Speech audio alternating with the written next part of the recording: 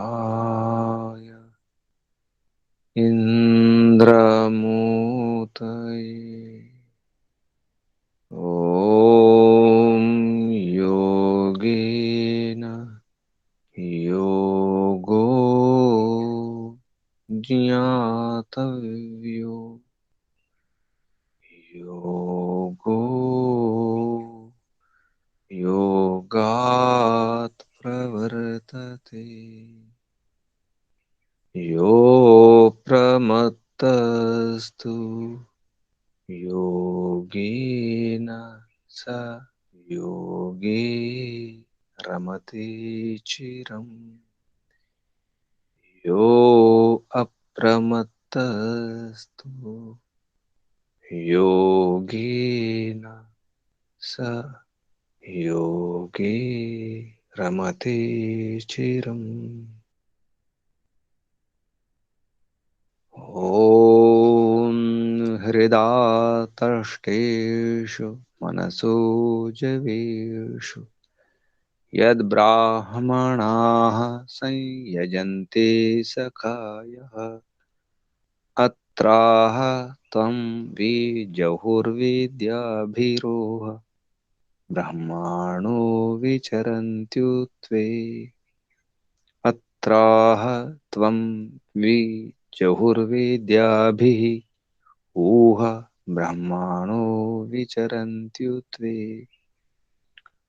ॐ आर्षं धर्मोपदेशं च वेदशास्त्र अविरोधिना यस्तर्केणानुसन्धत्ते सः धर्मं वेद नेतरः यः तर्केण अनुसन्धत्ते सः धर्मं वेद नेतरः ॐ प्रदीपः सर्वविद्यानामुपायायः सर्वकर्माणाम् आश्रयः सर्वधर्माणां शश्वत् अन्वीक्षिकीमताः आश्रयः सर्वधर्माणां शश्वत् अन्वीक्षिकीमताः ॐ शान्ति शान्ति शान्तिः। परमपिता परमात्मा शाश्वत पिता शाश्वत माता सर्वपिता सर्वमाता ओम भूर्भुवः स्वः ओम त्वं हिना पिता वसोः त्वं माता शतक्रतो बभूविता अधाते सुम्नमीमहे अधाते सुम्नमीमहे मोक्षानिच्छे महादाता सर्वाधाता सर्वधारा परमपिता परमात्मा ओम ఓం కో వందనాలు ఋషులకు మహర్షులకు యోగులకు మునులకు గురువులకు ఆచార్యులకు అధ్యాపకులకు వందనాలు పెద్దలకు మాతాపితలకు శ్రేయోభిలాషులకు మిత్రులకు చరాచర జగత్తుకు వందనాలు సర్వేభ్యో నమో నమః ప్రణమ ప్రణామ ఆత్మ బంధువులారా శాశ్వత బంధువులారా ఆత్మీయ బాంధవులారా మిత్రులారా అత్యంత దుఃఖ నివృత్తి అభిలాషులారా సుమనార్థులారా సత్యాసత్య ధర్మ జిజ్ఞాసులారా సాధకులారా తర్కమే ఋషి తర్కమే సర్వధర్మాలకు ఆశ్రయం ఆన్వీక్షికి విద్య తర్క విద్య న్యాయశాస్త్రం ప్రదీపము దీపము లాంటిది కరదీపము తర్కము తెలుసుకున్న వారికి, తర్కాన్ని సరిగా ప్రయోగం చేసేవారికి ధర్మం అర్థమవుతుంది. ఋషుల యొక్క ధర్మోపదేశం వేద శాస్త్రాలకు అవిరుద్ధమైనటువంటి తర్కం ఉండాలి. వేద శాస్త్రాలకు అనుకూలమైన తర్కమే తర్కము. మిగతావన్నీ కూడా వితర్కాలు, కుతర్కాలే. వేద తర్కం ఇది సుతర్కం, మిగతావి వితర్కాలు, కుతర్కాలు. ఆ సుతర్కం గురించి మేధాతిథి అశ్వపాదుడు గౌతమ మహర్షి మనకి ఎన్నో విషయాలు నేర్పించడం జరిగింది. మోక్షం కావాలి, దుఃఖాలని పోవాలంటే ఆటంకాలు, విఘ్నాలు ఎన్నో ఉన్నాయి. ఆటంకాలు, విఘ్నాల గురించి అర్థం చేసుకోవాలంటే ముందు ఆత్మను అర్థం చేసుకోవాలి. ఆత్మకు ఆశ్రయం అనేటువంటి ఆత్మ ఏదైనా కర్మ చేయాలంటే ఆశ్రయం, సాధనం అవసరం. ఆ సాధనం దేహమే, శరీరమే. శరీరం ఆద్యం ఖలు ధర్మ సాధనం. ఆద్య సాధనం, ప్రథమ సాధనం శరీరం. ఈ జన్మలో శాశ్వత మిత్రుడు కూడా శరీరమే. శరీరం అంటే శరీరంలో ఉన్న ఇంద్రియాల, మనసు, బుద్ధి, అంగాలు, ప్రత్యంగాలు, వ్యవస్థలు, బయటి వ్యవస్థలు, లోపలి వ్యవస్థలన్నీ కూడా. అందుకే శరీరం గురించి బాగా అర్థం చేసుకోవాలి. అందులో మనసు గురించి, మనసు చేసే మాయలు ఎన్నెన్నో. మనసు నిజానికి ఎంతో శక్తివంతమైంది, ఎంతో వేగవంతమైంది.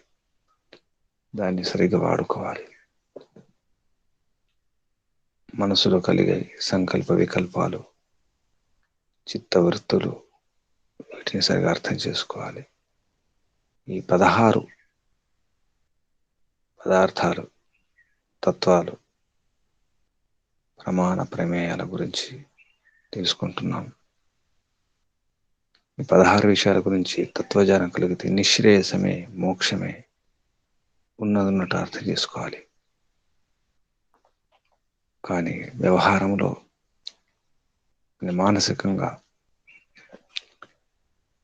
దోషాలు ఉంటాయి. ఎదుటివారు చేసే దోషాలు, కుట్రలు, కుతంత్రాలు కూడా ఉంటాయి. వాటికి ధీటుగా, పూర్తిగా ధీటుగా మనం కూడా ఎదుర్కోవాల్సిన అవసరం ఉంటుంది.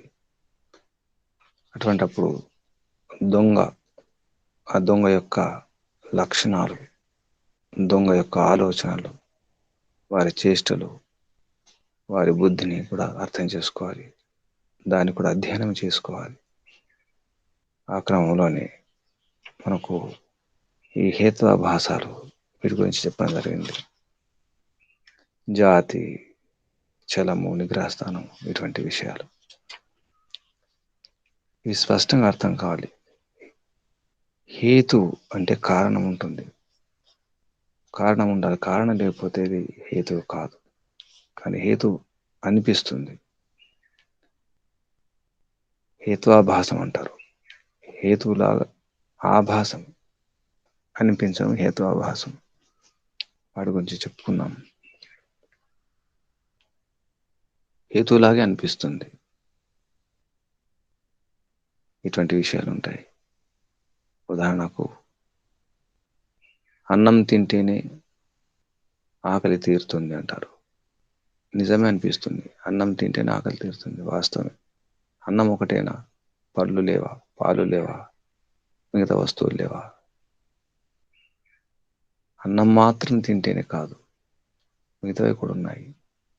అది హేతు అనిపించింది, దాన్ని హేత్వాభాసం అంటాం. తర్వాత మనకు చలం గురించి కూడా చాలా అర్థం కావాలి. చలం అంటే ఏమిటి? చలం అంటే నిజానికి ఒక శబ్దానికి, ఒక పదానికి ఎన్నో అర్థాలు ఉంటాయి. ఆ ప్రసంగాన్ని బట్టి, సందర్భాన్ని బట్టి అర్థం తీసుకోవాలి. అది కాకుండా వేరే అర్థం తీసుకుంటారు. మన వ్యవహారంలో కూడా మాట్లాడుతుంటాం. నేను పైకి పోతున్నాను అంటాం. డాబా పైకి, పై అపార్ట్మెంట్‌కు లేదా ఇంకా ఏదైనా కొండ ఎక్కేటప్పుడు పైకి వెళ్తున్నానంటాం. చనిపోవడం కూడా పైకి పోవడం అంటారు. ఆ సందర్భంలో దాని అర్థం వేరు. కానీ ఎదుటివారు ఛలం చేస్తారు. ఆ శబ్దానికి వేరే అర్థం తీసుకుంటారు. ఇప్పుడు తొందర ఏముంది పైకి వెళ్ళడానికి? నీకు చాలా వయస్సుంది అంటారు. మనం చెప్పిన అర్థం ఏమిటి? వారు తీసుకున్న అర్థం ఏమిటి? ఇటువంటి వ్యవహారాన్ని ఛలం అంటారు. జాతికి, ఛలం వీటికి ఒక భేదం ఉంటుంది. ఛలంలో శబ్దానికి వేరే అర్థాలు ఇస్తారు. నానా అర్థాలు. మనం ఏ అర్థంతో చెప్పినామో అది కాకుండా వేరే అర్థం తీసి ఖండించే ప్రయత్నం చేస్తారు. అది ఛలం. జాతిలో మోసం ఉంటుంది. నిజానికి జాతి అంటే గోజాతి, అశ్వజాతి, మానవ జాతి. కానీ న్యాయదర్శనంలో జాతి అంటే మోసం, చాలాకితనం అంటాం. మోసం చేయడం ఉంటుంది. ఇటువంటివన్నీ కూడా ఓడిపోయే సమయంలో చేస్తారు. మనం చూస్తాం ఈ కోర్టులలో, న్యాయాలయాల్లో ఇటువంటి వ్యవహారం చేస్తారు. అర్థానికి వేరే అర్థం తీసి నేరస్తులు కూడా తప్పించుకున్నటువంటి ఘటనలు ఉంటాయి. ఛలానికి, జాతికి భేదం ఇది. జాతి అంటే మోసం, చాలాకితనం, అతి తెలివి అంటాం. ఛలంలో వేరే అర్థం, నానార్థాలు, పిడార్థాలు తీస్తారు, అపార్థాలు. ఆ విధంగా ఇక నిగ్రహ స్థానంలో ఓడిపోయే సమయంలో ఇక ఓడిపోతున్నాను, ఓడిపోయినాను అనిపించినప్పుడు మౌనం ఉండడం. కానీ ఓడిపోయిన విషయాన్ని ఒప్పుకోకపోవడం లేదా తప్పుడు సమాధానం ఇవ్వడం, ఇటువంటి చేస్తారు వాళ్ళు. లేకపోతే ఇంకా ఈ జాతి, ఈ ఛలము, ఈ నిగ్రహ స్థానంలో తమ సిద్ధాంతం, తమ యొక్క విషయం చెప్పడం ఉండదు. తన సిద్ధాంతం చెప్పకుండా, తమ విషయం చెప్పకుండా, ఏం ఒప్పుకుంటున్నామో ఏది కాదంటున్నామో చెప్పకుండా ఇటువంటి వ్యవహారం చేస్తారు. ఈ 3 విషయాలు బాగా అర్థం కావాలి. ఛలము, జాతి, నిగ్రహస్థానం. ఛలంలో అర్థం వేరు తీయడం, జాతిలో మోసం చేయడం, చాలాకితనం చూపించడం. నిగ్రహస్థానంలో మౌనంగా ఉండడం లేదా వేరే విషయం మాట్లాడడం జరుగుతుంది. లేకపోతే తప్పుడు సమాధానం ఇవ్వడం జరుగుతుంది నిగ్రహస్థానంలో. ఈ రకంగా 16 ఈ తత్వాల గురించి అర్థం చేసుకుంటే, వాటిని సరిగ్గా ప్రయోగం చేస్తే అప్పుడు యహ తర్కేణ అనుసంధత్తే సహ ధర్మం వేద నేతర. ఇది మనుస్మృతి శ్లోకం. ఎవరైతే, ఏ వ్యక్తి అయితే తర్కం ద్వారా అనుసంధానం చేసుకొని, కలుపుకొని సరిగ్గా ప్రయోగం చేస్తాడో సహా, ఆ వ్యక్తి, అతడు ధర్మం వేద, ధర్మాన్ని తెలుసుకుంటాడు. నేతర, ఇతరులు కాదు. అందుకే తర్కం తెలిసి ఉండాలి. తర్కములు ఇవన్నీ వస్తాయి. మనం కూడా అధర్మాన్ని, అసత్యాన్ని, అన్యాయాన్ని, దుష్టత్వాన్ని ఆపాలంటే, సత్యాన్ని నిలబెట్టాలంటే, సత్యాన్ని గెలిపించాలంటే, ధర్మాన్ని గెలిపించాలంటే, రక్షించాలంటే వీటిని కూడా ప్రయోగం చేయాల్సిన పరిస్థితి వచ్చినప్పుడు ప్రయోగం చేయాల్సిందే. మనం చేయకూడదు అనేమి లేదు. తర్కంలో, వాదం ప్రతివాదంలో, పక్షం ప్రతిపక్షంలో ఇవన్నీ అవసరమే. నేను చేయను, ఇది యోగాభ్యాస లక్షణం కాదు, ధర్మాత్ముల లక్షణం కాదు, మంచివారి లక్షణం కాదు అని చెప్పి మధ్యకాలంలో మన దేశంలో ఈ అస్త్రాలను వాడకపోవడం వల్ల మన దేశము, మన ధర్మం ఓడిపోయింది. మన దేశం బానిస దేశం కావడానికి ఈ న్యాయశాస్త్రాన్ని సరిగా అధ్యయనం చేయకపోవడమే, వేదాలను సరిగా అధ్యయనం చేయకపోవడమే, మహాభారత యుద్ధంలో కృష్ణుని యొక్క వ్యవహారం అంతా కూడా వేదానుకూలం. మనకు అనిపించవచ్చు అసత్యం ఆడించడం జరిగింది యుధిష్ఠిరుని ద్వారా, ధర్మరాజు ద్వారా. అశ్వత్థామ హతోహత నరోవా కుంజరోవా, ఇది అబద్ధం అనిపిస్తుంది, కానీ నిజానికి అంత కూడా వేదానుకూలమే. చేసేది యుద్ధం. యుద్ధంలో ఏమిటి?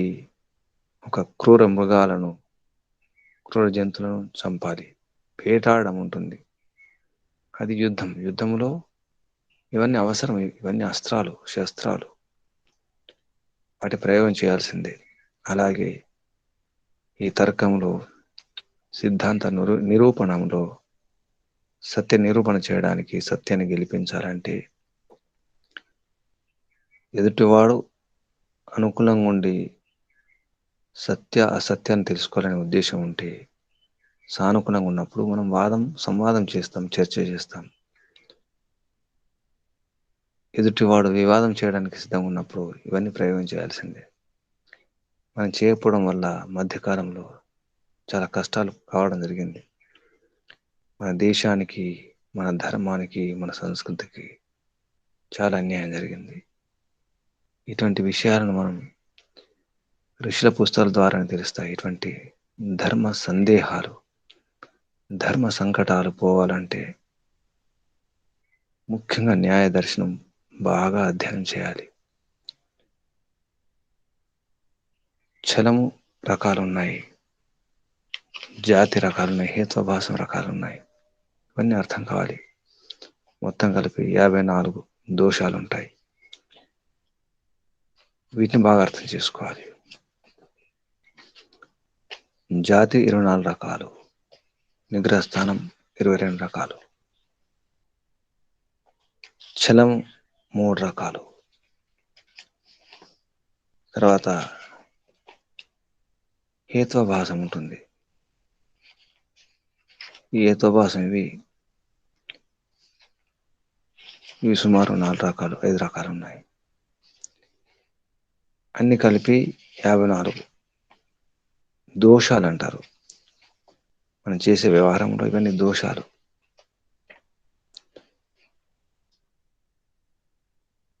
ఈ దోషాలను మనం అర్థం చేసుకోవాలి. దీనివల్ల ఏం జరుగుతుంది? ఎదుటివాడు చేసే దోషాలు అర్థమవుతాయి. ఇన్ని రకాలుగా మోసం చేయడానికి అవకాశం ఉంటుంది. కారణం కాదని కారణం లాగా చెప్పడం, అది హేత్వవాసం. మనకు అర్థం కాకుండా, తెలియకుండా మనం కూడా మోసపోతాం. అవును అనిపిస్తుంది. ఈ దూరదర్శనాలలో, ఈ చలనచిత్రాలలో రకరకాల మనం దృశ్యాలు చూపిస్తుంటారు.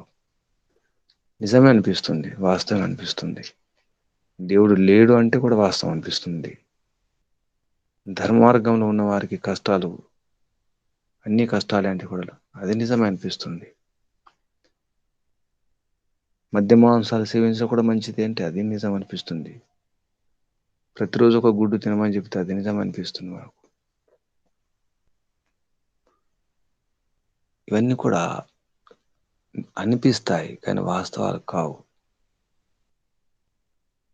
వాస్తవాలు వేరుంటాయి. ఆ వాస్తవం అర్థం కావాలంటే ఇటువంటి విషయాలు సూక్ష్మంగా అధ్యయనం చేయాలి. ఈ సూక్ష్మ అధ్యయనం అనేది కేవలం ఋషుల యొక్క ఈ శాస్త్రాలు, సూత్రాలు, వీటి ద్వారానే అర్థమవుతుంది. ఎందుకంటే ఋషులు లోతుగా శోధించి, మథించి సాధించిన విషయాలు ఉంటాయి. ఆనుభవిక విద్య ఉంటుంది. అనుభవించి, అనుభూతి చెంది నిగ్గు తేల్చినటువంటి విషయాలు ఉంటాయి. ఆ సారాన్ని, ఆ మిగడను, ఆ వెన్నను మనకి ఇచ్చినటువంటి నవనీతాలు, ఋషుల యొక్క నీతులన్నీ కూడా నవనీతాలే. ఎప్పుడు నవమే, ఎప్పుడు తాజా. అటువంటి ఈ నీతి సూత్రాలను, నీతులు ఎదుటి వారికి చెప్పడం కొరకు కాకుండా ఋషులు చెప్పిన నీతులు వేదానుకుల నీతులన్నీ కూడా నా కొరకే, నా ఉన్నతి కొరకే, నా మేలు కొరకే, చివరికి నా యొక్క దుఃఖాలన్నీ దూరం చేసుకోవడం కొరకే, నా మోక్షం కొరకే అని అర్థం కావాలి. అంతవరకు ఈ జననం మరణం చక్రభ్రమణం తప్పదు. న్యాయదర్శనంలో మొదటి అధ్యాయంలో మొదటి ఆహ్నికములో 2వ సూత్రం స్పష్టంగా చెబుతుంది. ఈ దుఃఖాలకు, ఈ సమస్యలకు, ఈ బాధలకు, ఈ వ్యాధులకు కారణం జన్మ. దేహమే. దేహములో ఉన్నాము కాబట్టి ఆకలి, దప్పికలు, నిద్ర, ఈ కామక్రోధ లోభాలు, ఈర్ష్య, ద్వేషాలు ఇవన్నీ ఉంటాయి.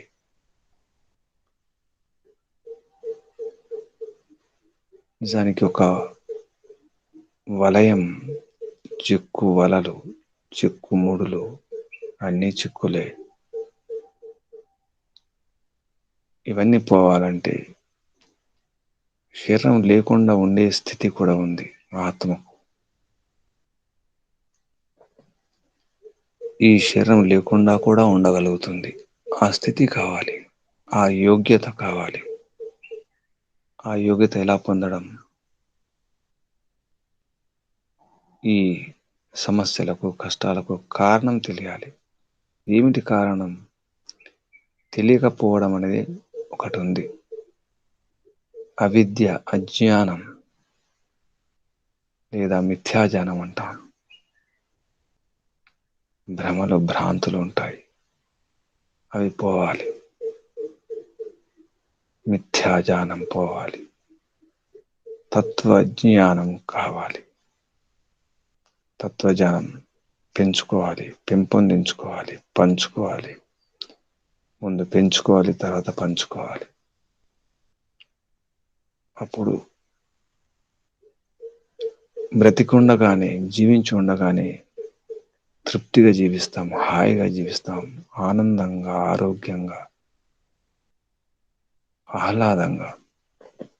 ఉత్సాహం, సాహసం, ధైర్యం అందరూ కోరుకునేది ఇదే. పూర్తి భద్రత, సురక్షితంగా ఉండగలుగుతాం. అందుకే తెలియాలి. తెలుసుకోవడం అవసరం. ఎవరు తెలుసుకోవాలి? నేనే తెలుసుకోవాలి. నేనే పురుషార్థం చేయాలి. ఇది చేయడం లేదు. ఋషులు మాటి మాటికి గుర్తు చేస్తున్నారు, ఇలా ఉండండి, అలా ఉండండి. ఎన్నో రకాలుగా చెబుతూనే ఉంటారు. ఎన్నో రకాల సందేహాలను తీరుస్తూనే ఉంటారు. ఆ క్రమంలో మనం ఈ విషయాలు తెలుసుకుంటున్నాం.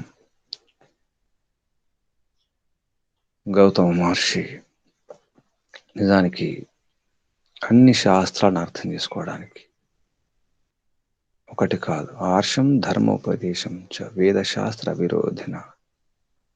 ఆర్షం ఋషులకు సంబంధించిన విషయాలు, వారు చెప్పిన ధర్మోపదేశాలు, తర్వాత వేదశాస్త్రకు అవిరుద్ధమైనటువంటి విషయాలు. అవి తర్కం ద్వారా, అంటే న్యాయ విద్య ద్వారానే. ఇక్కడ తర్కం అంటే న్యాయ విద్య. న్యాయశాస్త్రాన్ని తర్కశాస్త్రం అంటారు. తర్క విద్య అన్నా, న్యాయ విద్య అన్నా, తర్కశాస్త్రం అన్నా, న్యాయశాస్త్రం అన్నా, న్యాయ దర్శనం అన్న ఒకటే. ఈ విషయాలు సరిగా అర్థం చేసుకున్నవారు, ఆ వ్యక్తి మాత్రమే సహా ధర్మం వేద నేతర. ధర్మం సరిగా అర్థం కావాలంటే ఈ న్యాయ విద్య బాగా వచ్చి ఉండాలి. ఈ విషయం చెప్పింది ఎవరు?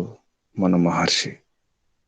మనుస్మృతిలో 12వ అధ్యాయంలో 106వ శ్లోకంలో చెప్పడం జరిగింది. మనుస్మృతి చాలా స్పష్టమైన శ్లోకం. యహ తర్కేణ అనుసంధత్తే సహ ధర్మం వేద నా ఇతర. ఇతర వ్యక్తికి అర్థం కాదు. చాలా స్పష్టమైనటువంటి శ్లోకం ఇది. బృహద్ అరణ్యక ఉపనిషత్తులో కూడా చెప్పడం జరిగింది. ఇది ప్రదీపము, సర్వ విద్యానం, అన్ని విద్యలకు ప్రదీపం, కరదీపిక. చీకట్లో కరదీపిక అవసరం. దివిటి, టార్చ్. టార్చ్ లాంటిది న్యాయ విద్య అన్నారు. ఆశ్రయం సర్వధర్మానం, అన్ని ధర్మాలకు ఆశ్రయం అన్నారు. ఇది శాశ్వతం. ఆన్వీక్షికీ మత, ఆన్వీక్షిక విద్య అంటే న్యాయ విద్య. అందుకే న్యాయం, న్యాయశాస్త్రం అర్థమైతే న్యాయం ఏమిటో అన్యాయం ఏమిటో అర్థమవుతుంది. ఊరికే ఇది అన్యాయం, ఇది న్యాయం అంటాం. మనకి ఏ చట్టము తెలియదు, ఏ న్యాయము తెలియదు. అన్యాయాన్ని న్యాయం అంటాం, న్యాయాన్ని అన్యాయం అంటాం. బీడీలు సిగరెట్ తాగకూడదు, మద్య మాంసాలు సేవించకూడదు అంటే ఇది అన్యాయం అనిపిస్తుంది. తాగడం అలవాటు ఉంది, ఆత్మ కొట్టుకుంటుంది అంటారు. అలవాటు ఉంది, అది లేకపోతే బ్రతకరు, తాగనివ్వండి. అన్యాయం ఇది. వద్దనడం అన్యాయం, అన్యాయం అనిపిస్తుంది నిజానికి. కానీ న్యాయం అన్యాయం అనేది న్యాయదర్శనం అధ్యయనం చేస్తేనే అర్థమవుతుంది. ఈనాటి న్యాయవాదులకు, న్యాయాధీశులకు ఈ న్యాయ దర్శనం తప్పకుండా తప్పనిసరి ఒక విషయం ఉంచాలి వారి పాఠ్యక్రమంలో. అది లేదు. నిజానికి దీని ఆధారంగానే ఉంది ఆ విద్య కూడా ఉంది. ఇందులో ఏదైతే ప్రక్రియ ఉందో ఆ ప్రక్రియ అక్కడ కూడా ఉంటుంది. అక్కడ ఇవన్నీ ఉంటాయి. ఒక విషయాన్ని ప్రతిపాదించాలంటే ప్రమాణాలు అవసరం. అక్కడ ప్రమాణాలు అవసరమే. ఎవిడెన్స్ అంటారు, సాక్ష్యం అంటారు. అక్కడ కూడా రకరకాల సాక్ష్యాలు ఉంటాయి. అక్కడ హేత్వాభాసం ఉంటుంది, అక్కడ హేతువులు ఉంటాయి, అక్కడ పంచావయ పద్ధతి ఉంటుంది, ప్రతిజ్ఞ హేతు ఉదాహరణ అక్కడ కూడా ఉంటాయి. పదాలు మారుతాయి, శబ్దాలు మారుతాయి, కానీ ప్రక్రియ అదే, శైలి అదే, వ్యవస్థ అదే. ఈ న్యాయ దర్శనం కనుక సరిగా అర్థం చేసుకుంటే మిగతా దర్శనాలు కూడా బాగా అర్థమవుతాయి. మిగతా దర్శనం ఉన్నటువంటి సూత్రాలు, ఆ సిద్ధాంతం లోతుగా అర్థమవుతుంది. అందుకే న్యాయ దర్శనం పునాది. నిజానికి మిగతా దర్శనాలకి మార్గదర్శనం చేసే దర్శనం న్యాయ దర్శనం. అటువంటి న్యాయ దర్శనాన్ని మనం అధ్యయనం చేస్తున్నాం. చివరి సూత్రాలు 5వ అధ్యాయములో జాతి నిగ్రహస్థానం గురించి తర్వాత తెలుసుకోబోతున్నాం. మొదటి అధ్యాయంలో మొదటి ఆహ్నికంలో కొన్ని విషయాలు తెలుసుకున్నాం. 2వ ఆహ్నికంలో కొన్ని విషయాలు తెలుసుకున్నాం. ఈ మొదటి అధ్యాయం మాటి మాటికి చూస్తుండాలి సూత్రాలను. ఈ మొదటి అధ్యాయం యొక్క పునాదిపైనే ఈ న్యాయ దర్శనం అనే భవనం నిలబడి ఉంది. ముఖ్యంగా ఈ వితండం, హేత్వాభాసం, తర్వాత జాతి, చలము, జాతి నిగ్రహస్థానం, వీటి గురించి స్పష్టంగా తెలిసి ఉండాలి. వాదం అంటే సామాన్యంగా తెలుసు మనకు. వాద లక్షణాలే జల్పానికి ఉంటాయి. జల్పంలో చలము, జాతి నిగ్రహస్థానము 3 ప్రయోగాలు చేస్తారు. ప్రమాణాలు, తర్కం ఉంటూ జల్పంలో చలము, జాతి నిగ్రహస్థానం ప్రయోగం చేస్తే అది జల్పమవుతుంది. వితండంలో జల్పం ఉంటుంది, కానీ తమ సిద్ధాంతం ఉండదు. ప్రతిపక్షం తన సిద్ధాంతం ఏమిటో చెప్పకుండా వ్యవహారం చేస్తే దాన్ని వితండం అంటారు. హేత్వాభాసంలో హేతువులు ఉండవు, కారణాలు లేకుండానే కారణాలు ఉన్నట్టు అనిపిస్తే హేత్వాభాసం అనాలి. ఆభాసం అంటే అనిపించడం. అందులో మళ్ళీ రకాలు హేత్వాభాసములు, ఆ విషయం అర్థం కావాలి. తర్వాత హేత్వాభాసం తర్వాత చలము. చలం అంటే ఇందాక చెప్పుకున్నాం, అర్థానికి మరొక అర్థం చెప్పడం, సందర్భానికి వేరే సందర్భం తీసుకొని చెప్పినట్టు ఉంటుంది. అంటే ఓడించడానికి ప్రయత్నం చేయడం, అది చలం. అందులో రకాలున్నాయి. తర్వాత జాతి. జాతి అంటే ఇక్కడ మోసం, చాలాకితనం. నిగ్రహస్థనం అంటే ఆగిపోవడం లేదా వేరే విషయం మాట్లాడడం, సరైన సమాధానం ఇవ్వకపోవడం అనేది నిగ్రహస్థనం అవుతుంది. ఈ విషయాలు బాగా అర్థం కావాలి. ప్రమాణ ప్రమేయాలు చివరికి నిగ్రహస్థానం. తర్వాత సంశయం ఎందుకు చేయాలి అది కూడా చెప్పుకున్నాం. 2వ అధ్యాయంలో సంశయం చేయవలసిన అవసరం ఉంటుందా?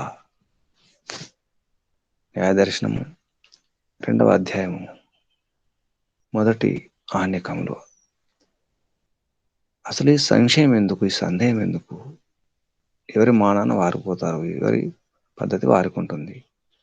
అంతా నిజమే, అన్ని సరైన పద్ధతులే, అన్ని మార్గాలు అక్కడికి చేరుస్తాయి, అన్ని మతాలు మంచివే, అన్ని ధర్మాలు మంచివే, అందరూ మంచి వాళ్ళే, అన్ని సిద్ధాంతాలు మంచివే, ఎలా ఉన్నా పర్వాలేదు. ఎవరు మారుతారు, ఎవరు మారరు? ఎందుకు ఈ సందేహం? సందేహాలు అవసరం లేదు. దానికి ఒక ఉదాహరణ చెప్తుంటారు. సంశయాత్మ వినశ్యతి. అందుకే సంశయించకూడదు, సందేహించకూడదు, అనుమానపడకూడదు. అనుమానం పెనుభూతం. కాబట్టి ఈ సంశయాలు సందేహాలు అవసరం లేదు. బయట ఈ వ్యవహారంలో మనం వింటుంటాం, కంటుంటాం, మనం కూడా అంటుంటాం. అదే విషయాన్ని మేధాతిథి అక్షపాదుడు గౌతమ మహర్షి చెప్పడం జరిగింది. సమాన అనేక ధర్మ అధ్యవసాయాద్ అన్యతర ధర్మాధ్యవసాయాద్ వా నా సంశయ. సంశయంలో మనం చెప్పుకున్నాం, సమాన అనేక ధర్మ ప్రతిపత్తి విప్రతిపత్తి ఉపలబ్ధి అనుపలబ్ధి అవ్యవస్థాతశ్చ విశేష అపేక్ష విమర్శ సంశయం చెప్పి చెప్పుకున్నాం సంశయం నిర్వచనంలో. అదే విషయాన్ని తీసుకొని చెప్పడం జరుగుతుంది. సమాన అనేక ధర్మ అధ్యవసాయాలు. సమాన అంటే సాధారణ సామాన్య లక్షణాలు, అనేక అంటే విశేష లక్షణాలు, అధ్యవసాయద అంటే నిర్ణయం చేయడానికి. సాధారణ అసాధారణ ధర్మాలలో ఏదో ఒక నిర్ణయం చేయడానికి, నిశ్చయం చేయడానికి నిశ్చయ జ్ఞానం ఏతుంటుందో దాని వలన, అధ్యవసాయాద్ అంటే దాని వలన ఏం జరుగుతుంది? సంశయము అనేది నా కలుగదు అంటాడు. ఏం అవసరం లేదు. ఎందుకంటే దాని ధర్మాలు దాని లక్షణాలు దానికి ఉన్నాయి, దీని లక్షణాలు దీనికి ఉన్నాయి. సాధారణ లక్షణాలు ఉంటేనేమి, విశేష లక్షణాలు ఉంటేనేమి, ఏది అవసరం లేదు. అటువంటి సంశయించాల్సిన అవసరం లేదు. అటువైపు మనం వెళ్ళాల్సిన అవసరం లేదు. గుర్రం ఉందంటే గుర్రం ఉంది, ఆవు ఉందంటే ఆవు ఉంది, మనుషులు ఉన్నారంటే మనుషులు ఉన్నారు, మంచివారు ఉన్నారు, మంచివారు ఉన్నారు, చెడ్డవారు ఉన్నారు, చెడ్డవారు ఉన్నారు కదా. ఇక సంశయం ఎందుకు? అదంతే, ఈ కాలం ఇంతే, ఇది కలియుగం, అలా ఉండాల్సిందే. మోసం చేయడం, మోసపోవడం తప్పదు. దోఖా దేనా దోఖా కానా జరూరీ హే అంటారు హిందీలో. అంటే మోసం చేయడం, మోసం పోవడం సామాన్య విషయమే. అందులో గొప్పతనం ఏముంది మోసం చేయడంలో, మోసపోవడంలో? మోసం చేయకుండా ఉండడమే తప్పు, మోసపోకుండా ఉండడమే తప్పు అనే అర్థంలో ఈ రోజులో జరుగుతుంది అదే. అందుకే మోసం చేసేవారు, అధార్మికులు, అన్యాయం చేసేవారు, దుష్టులు, దుర్మార్గులు పెరిగిపోవడానికి కారణం ఇది. నిజానికి ఈ సూత్రం నిజం అనిపిస్తుంది. శిష్యుడు అడుగుతున్నాడు, సమాన అనేక ధర్మ అధ్యవసాయాత్ అన్యతర ధర్మాధ్యవసాయాద్ వా. ఏదైతేనేమి నా సంశయం అవసరం లేదు, ఏదంటేనేమి. ఇలా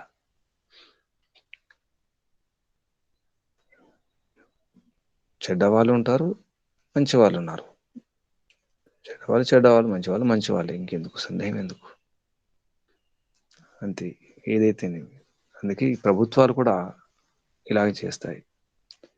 ప్రభుత్వాలు ఎవరు? ప్రభుత్వాలు అంటే ఈ రోజుల్లో పక్షాలు, రాజకీయ పక్షాలు, రాజనీతి పక్షాలు ఏవైతున్నాయో వారికి అనుకూలమైనటువంటి వ్యవహారం చేస్తారు ప్రభుత్వాల్లో.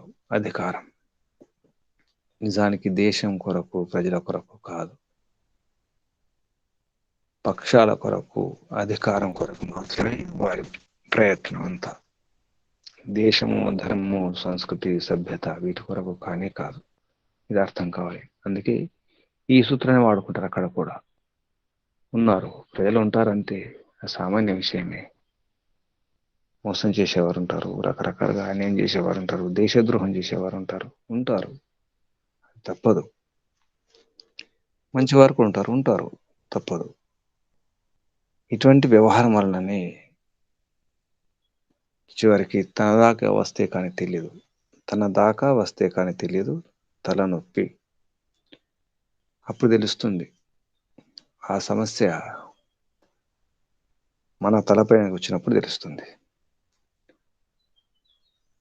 అప్పుడు సంశయం ఎందుకు మరి? మన ఇంట్లో కూడా అటువంటి వ్యవహారం జరిగినప్పుడు మనం ఊరుకుంటున్నామా? ఊరుకోవడం లేదు. మరి దేశానికి, ధర్మానికి అన్యాయం జరిగినప్పుడు, హాని జరిగినప్పుడు ఇటువంటి వ్యవహారం ఎందుకు? అప్పుడు అంటారు భగవంతుడు చూసుకుంటారు, అంతా భగవంతుడు చూసుకుంటాడు, దుష్టులను దుర్మార్గులను భగవంతుడే చూసుకుంటాడు, వాడి కర్మ వానికి, ఇవని కర్మ వానికే. ఇటువంటి అర్థం వస్తుంది ఈ సూత్రం ద్వారా. నిజానికి అది కానే కాదు, అది తప్పు. సంశయం అనేది తప్పకుండా వస్తుంది, ఎంత వద్దన్నా.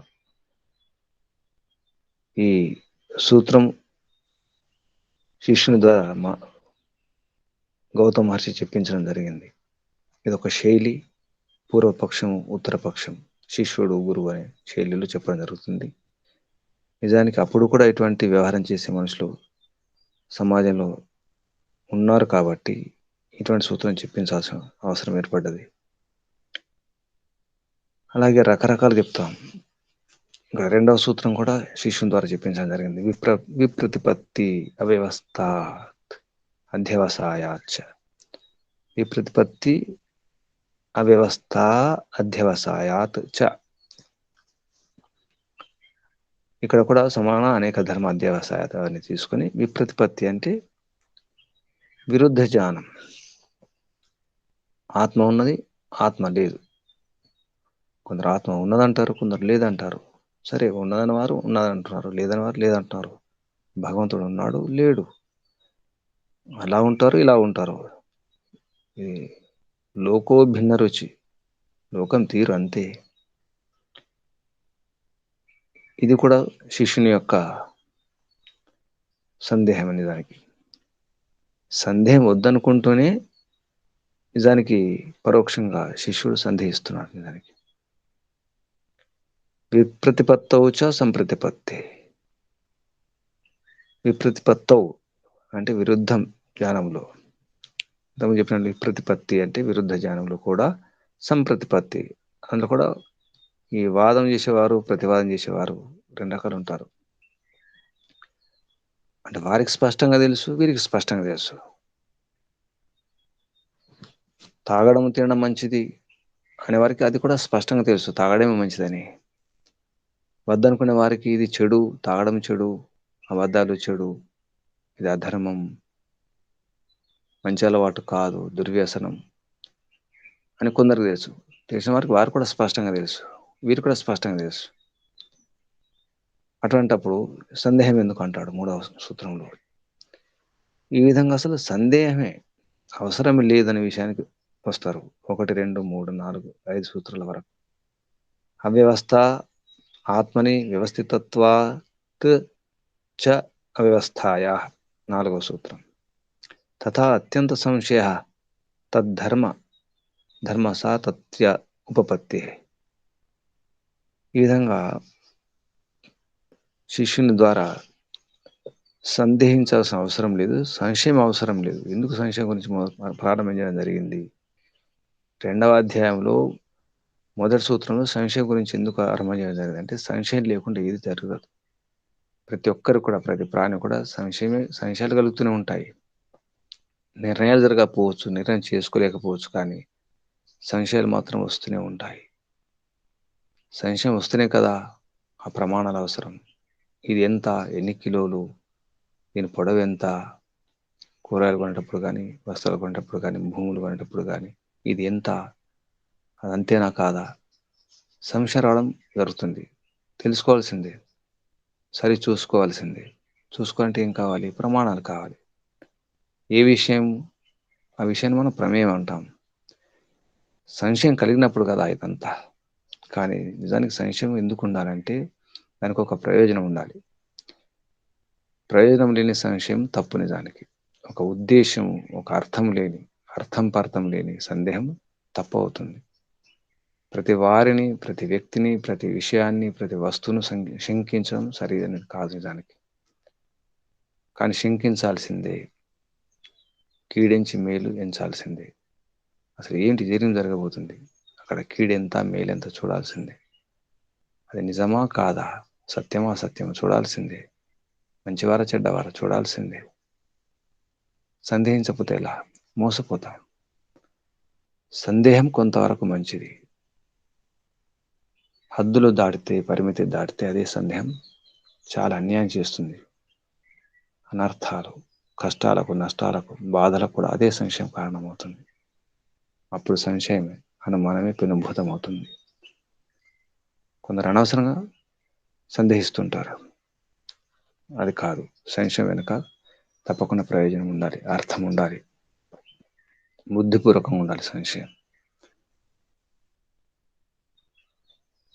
అందుకే చాణక్యుడు అంటాడు, ఎవరిని నమ్మినా, దేని నమ్మినా సగమే నమ్మాలని. నమ్మకపోతే కూడా వ్యవహారం సాగదు. మొత్తం నమ్మితే కూడా వ్యవహారం మోసం జరిగే అవకాశం ఉంది.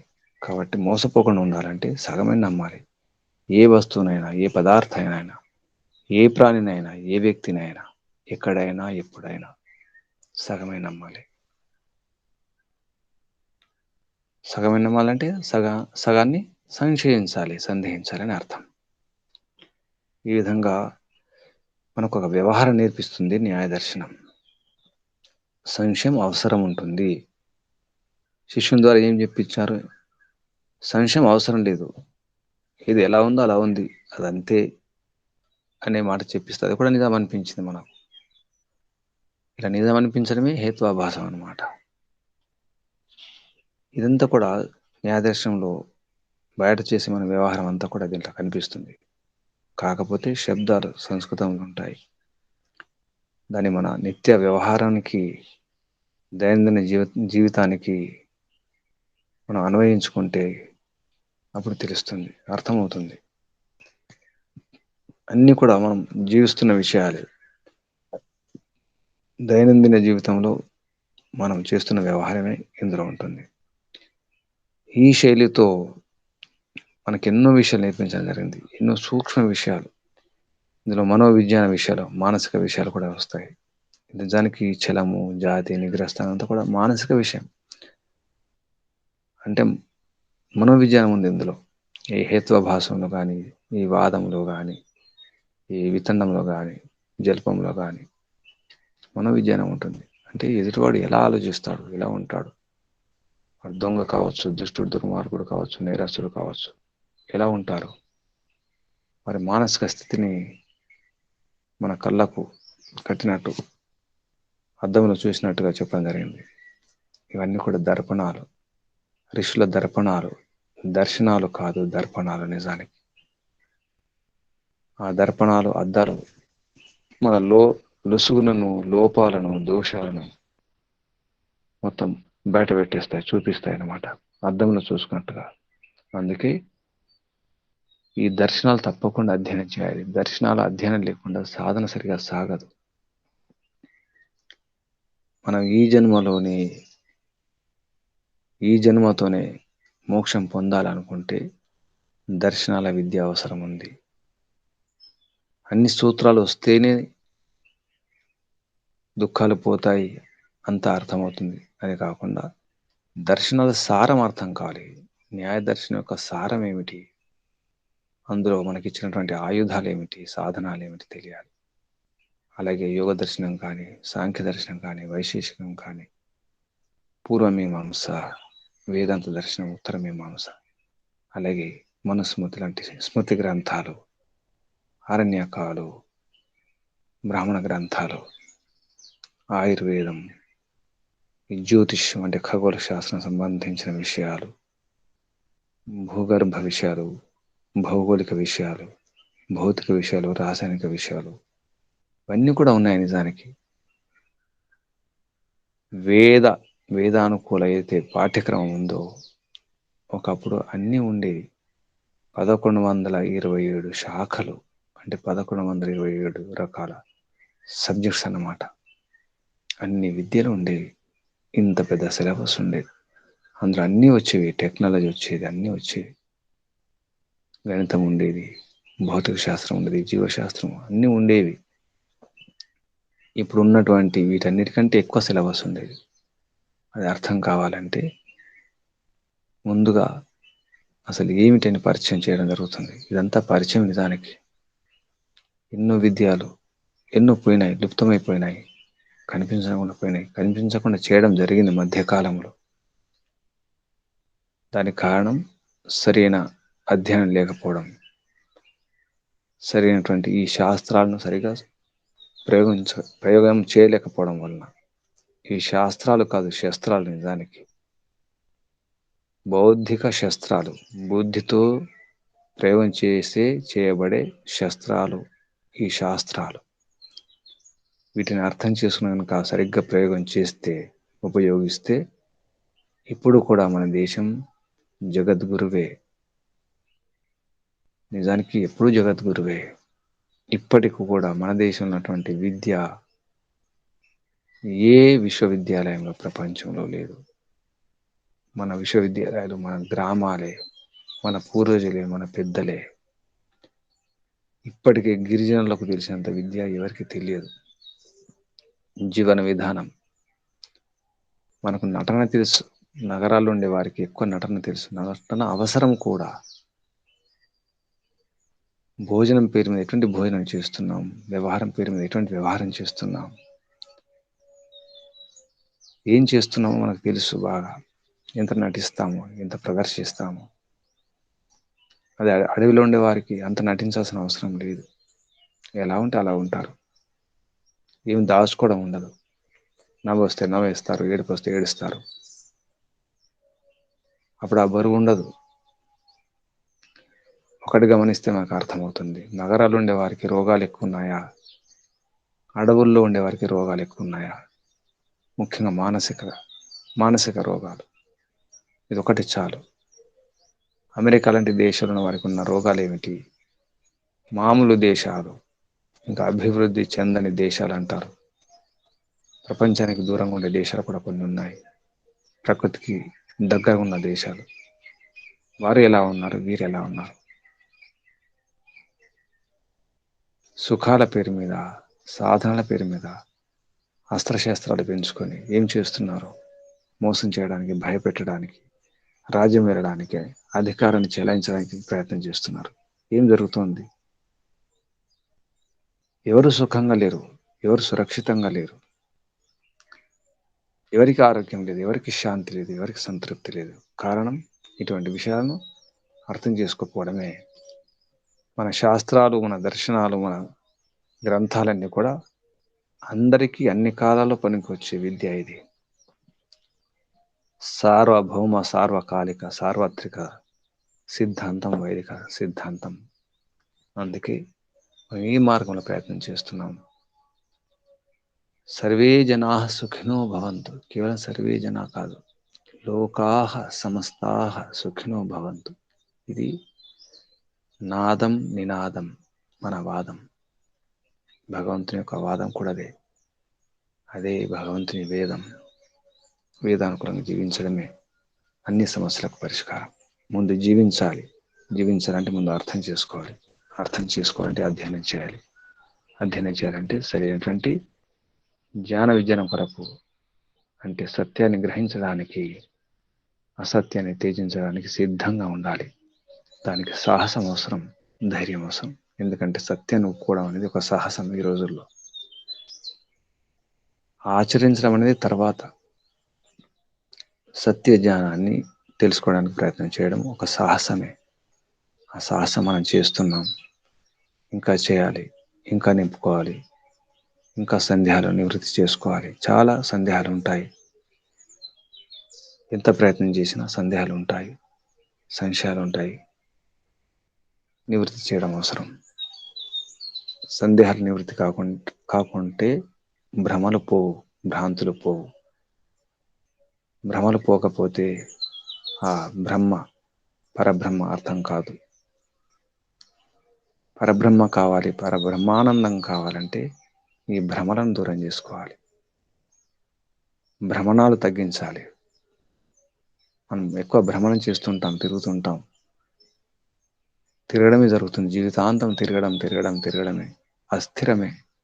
స్థిరం కాకుండా ఉంటున్నాం. పరుగు పరుగు పరుగు పరుగు పరుగులు తప్ప ఇంకేమీ లేదు. అందుకే పరుగును ఆపేద్దాం, పరమానందాన్ని పొందే ప్రయత్నం చేద్దాం. దాని కొరకు ఈ ప్రయత్నం, ఈ పురుషార్థం. పరమిత పరమాత్మ యొక్క అనుగ్రహం ఎల్లవెల్ల ఉంది, ఉంటూనే ఉంది. దాన్ని అర్థం చేసుకొని మనం సాధన చేయడమే. సరైన మార్గంలో, ఋషుల యొక్క మార్గదర్శనంలో సాధన చేస్తే తప్పకుండా ఈ జన్మతోనే మోక్షం లభిస్తుంది. జీవించుండగానే ముక్తావస్థను, మోక్షావస్థను అనుభవించవచ్చు. ఇది సంభవం, అసంభవం కాదు. ఓం శం. పరమిత పరమాత్మకు, ఋషులకు, మహర్షులకు, గురువులకు, యోగులకు అందరికీ ధన్యవాదాలు. మీకు ధన్యవాదాలు. ఓం శం. శాంతి శాంతి శాంతి. శాంతి పాఠం. ఓం. ఓం జౌ శాంతిరంతరిక్షం శాంతిః, పృథివీ శాంతిరాపః శాంతిరోషధయః శాంతిః, వనస్పతయః శాంతిర్విశ్వే దేవాః శాంతిః, బ్రహ్మ శాంతి. శాంతిః. సర్వం శాంతిః, శాంతిరేవ శాంతిః, సామా శాంతిః. ఓం శాంతి శాంతి శాంతి. ఓం. సర్వే నమో నమః. నమస్తే గురుజీ. ఓం నమస్తే. ఓం నమస్తే. ఓం నమస్తే. నమస్తే గురుజీ, ధన్యవాదములు. నమస్తే.